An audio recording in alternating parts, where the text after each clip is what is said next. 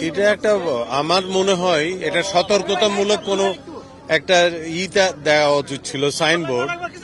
গ্রামবাসীকে জানানো উচিত ছিল যে এই জায়গাটা বিপজ্জনক এলাকা, এখানে যাতে কেউ চলাফেরা না করে।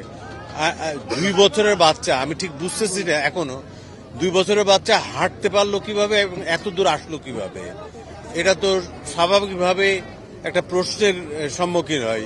2 বছরের বাচ্চা হামাগুড়ি দিয়ে আসার কথা, এই খড়ের ভিতর দিয়ে আসার কথা তো না।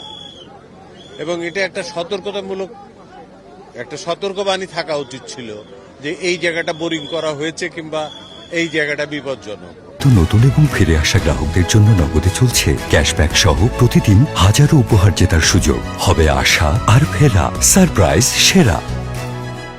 অবশ্যই বোরিং করে যেটা অ্যাবান্ডন করে দিয়েছেন, পরিত্যক্ত ঘোষণা করেছেন, সেটা সাথে সাথে শেষ করা উচিত। সেটা ভর্তি করে যাতে চাষযোগ্য হয়, যদি বোরিং সাকসেসফুল না হয়। বিএমডি এর গাফলতি বলবো না, এটা গ্রাউন্ড লেভেলে যে যারা আছে তাদের তো এটা দায়িত্ব। এটা প্রত্যেকটা ইঞ্জিনিয়ার আছে, সাবস্টেশন ইঞ্জিনিয়ার আছে, এদের দায়িত্ব যে একটা বোরিং করে আপনি সাকসেসফুল না। বক্তব্য শুধু এইটুকুই, আমাদের আর একটু সচেতন হতে হবে, কর্তৃপক্ষ সচেতন হতে হবে এবং আমাদের ছেলে মেয়েকে একটু সতর্কভাবে চলাফেরা করতে দিতে হবে।